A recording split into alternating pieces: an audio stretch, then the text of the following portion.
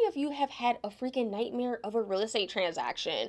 Or how many of you have heard how stressful buying a home is? I want to hear what you have to say below, but the first thing you have to know is, what do you want? As in, what do you want in a lender? What do you want in a mortgage payment and the cash you're bringing to the table? So, first, the lender part. You are engaging a partner. You should not feel like you're bothering them, and you should feel like you can go to them for advice. So, they should be a good fit for you. And if not, move on to the next person. So, I've heard so many home buyers sticking with their lender, even though they're like, oh, my lender never calls me back. Oh, I'm scared to ask my lender a question. Leave them. Or you may like your lender, but they gave you no real intelligent options. Like, go on other days of, hey, here's your 30-year fixed loan mortgage. Bye. You can pay your mortgage insurance up front. Your lender can pay your mortgage insurance for you. You can get a buy down. You could do a 3% down payment conventional loan. You could do a no income doc loan. You could do an asset depletion loan. Like, there are so many different loan products, but my point is, yes, mortgage rate matters. You want a competitive deal, but what's a low rate if you have a ton of fees, or if you have a lender who never answers your phone call? So I'm the type of person where when I hire a professional, so for example, I hired an architect for a project, and I 100% trusted his advice because of what I felt in my gut, as well as I did my homework on knowing what the F to weed out, what to ask.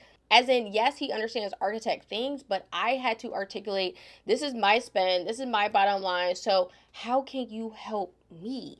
And so with that said, in my first conversation with a potential home buyer, I'm always like, how much cash do you want to bring to the table? What's a good mortgage payment for you? And some people are like, what? Like, you're supposed to tell me what I need to bring.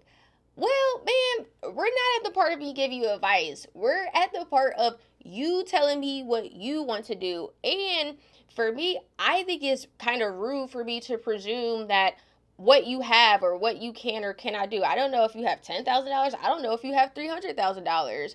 And quite frankly, if you are someone who has an extra $100,000, $200,000 in cash, it may benefit you to put that into your property because it will appreciate steady and fast versus savings accounts that are what, 1%. And actually, they're not even 1%, they're like 0.1%. But what I'm saying is, how much you're willing to spend should come from you. And then, of course, I'll talk to you about what you can or what's required. And so across the board, you'll always need 0 to 5% down payment plus closing costs. And I always like to be conservative when talking about money. So I always say to hedge yourself and plan on bringing 3 to 5% of the purchase price to cover closing costs. So property taxes, transfer taxes, insurance, and title. So back to the credit, you guys. You don't sleep with your credit report at night. You sleep in a nice big house that your credit affords you. So let's just put this to bed right now. So I found this article on CNBC that cites FICO, the official FICO score. So there are certain instances such as applying for a car loan or a mortgage that only counts as one inquiry for scoring purposes as long as they occur within a certain window of time, typically 14 to 45 days. So what this is saying is, we, don't shop me, but we encourage you to shop for lenders. It is such a big thing that you're about to take on. You should never feel like your back is up against a wall. So by all means, knock yourselves out. You are not going to be penalized by having multiple inquiries when you are shopping for a mortgage. And so one last point on this is, according to FICO, one credit inquiry on most people's credit reports will take less than 5 points off of their FICO score. Okay. We're talking 5-point drop, maybe. So if you have a 720 credit score, you may end up at 715. Did you guys know that when your lender pulls your credit report, we use it for 120 days? In my experience as a lender, I've never seen a negative impact on a credit score because, number one, most people buy within that 4-month window. And number two, America is built on credit. And so we are a capitalist society. So a lot of people make money off of mortgages. So do you think the government, if would take your credit score from a 720 to a 680 because of a credit inquiry? Do you? and now put you in a position where you can't get a mortgage, you can't get credit cards, you can't get an auto loan. Like, come on, guys. And keep in mind, even if your credit score were to drop those 5 points, let's say it went from 730 to 735 to 730, your lender only looks at your credit score in 20-point increments. So if you're one of those people who are also like, oh, I got a 740, but I want to get to an 800, and 740 is like an 800. And now, okay, 720 versus 680, but even that, what are you going to save? $5 in interest? And so now that you saved maybe $5 a month in interest, you stayed in your current situation. So now you have opportunity costs like commute, space, satisfaction that you've given up, all because you're like, oh, but I only have a 660 credit score. Like, and so one last thing, since I'm on this whole credit tangent, and I really try not to take it there, but you guys know, I feel like most of my audience has good or excellent credit. But if you are new to my channel, I am a pretty straight shooter. I just like to get straight to the point. There's no point in sugarcoating things, especially things that are so important as your money. So, I say this with love. The article we just read, it did mention that hard inquiries may have more of an impact if you're building your credit, which is AKA if you got jacked up credit. Which, in my opinion, why are you buying a house and you don't pay your bills on time? And every single realtor and lender will still tell you, you can buy a house with a 580 credit score. Man, you can walk around in public with the thong on too, but should you? Like, listen, if you are one of those people with a low credit score because of a life-changing event like health, divorce, a one-off, I'm not talking to you. But if you are one of an able-bodied person who just never pays your bills on time, just click out of this video and go watch my mindset video. Once again, I say this with love. Like, which is why I also cannot stand credit repair people. And I should probably do a video on that. We cannot just put a Band-Aid on your patterns. But here's how I look at the whole bad credit and credit pull thing, so we can wrap this up. The credit algorithm is probably like, wait, this person got the nerve to be out shopping for a mortgage and they have 30-day late, 60-day late, they got a collection, they probably have a repo, I don't know. So the credit algorithm is like, what are you doing?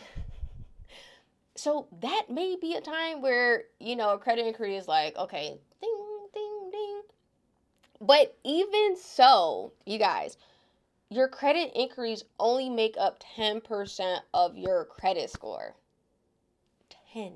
Which leads me to my next point, auto loans. We have to account for your car whether it is leased or owned. So keep in mind also that a $700 car note, which is normal today, it will cost you $100,000 in purchase power. So go watch my short where I broke it out on a calculator and I showed you some quick math. But with the higher home prices and mortgage rates, you may want to touch base with a lender before buying a new car. And even with the car that you already own, it may not make sense for you to pay it off. So let your lender advise you. And I've noticed that people disregard lease payments for some reason. I don't know if it's because your car has an end date, but the idea is that even with that end date for your lease, it is highly likely that you are going to replace that car with another car. So we do have to count for those payments. And for the smart ass out there, the internet LLC experts, if your car is in your business name, we will need to account for it unless we can prove that your business has been paying for that car for 12 months. And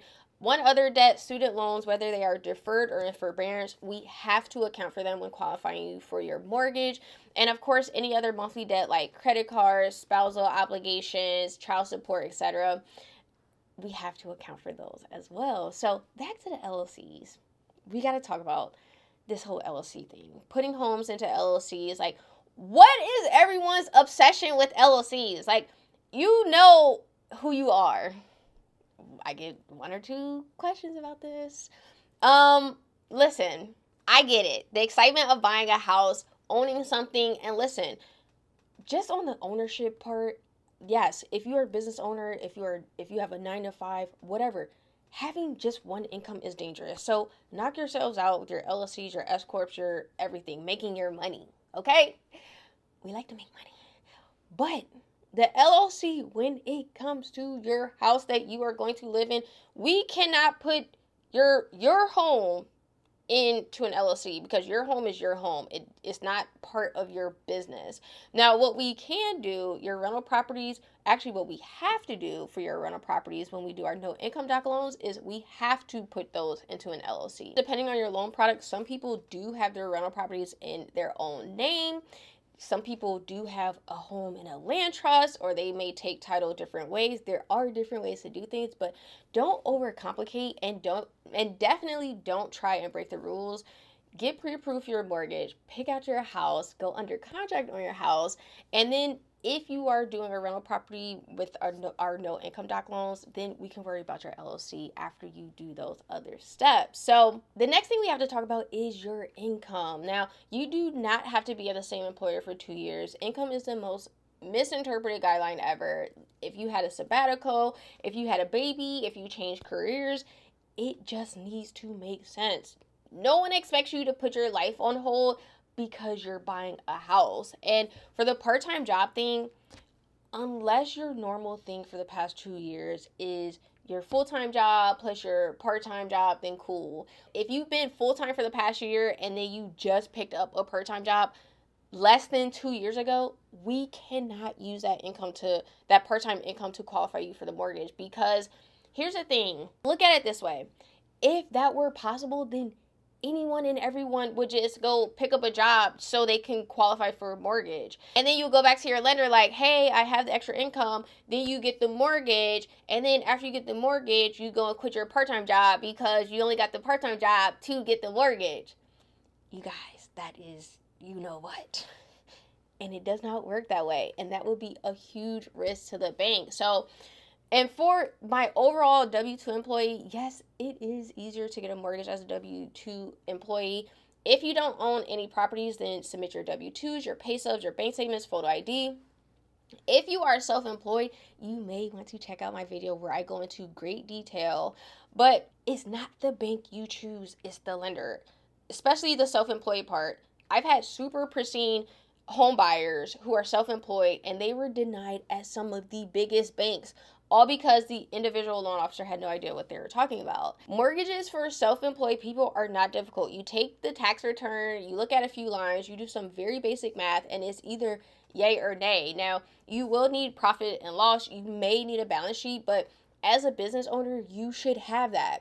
And then if not, your CPA can help you with that. And while I'm on the tax returns for my W-2 people, or really anyone with rental properties, you gotta make sure you're completing your Schedule E correctly. So my landlords out there, maybe I should drop a video about your Schedule E. Let me know. With tax season coming and the new year coming, and you may be eyeing a new job, etc., the whole income piece, make sure you connect with your lender and as well as a CPA to see what's up. So my last piece is, do not worry about miscellaneous things like what's on your bank statements. We're not looking to see if you're shopping at some weird store. We're not here to judge.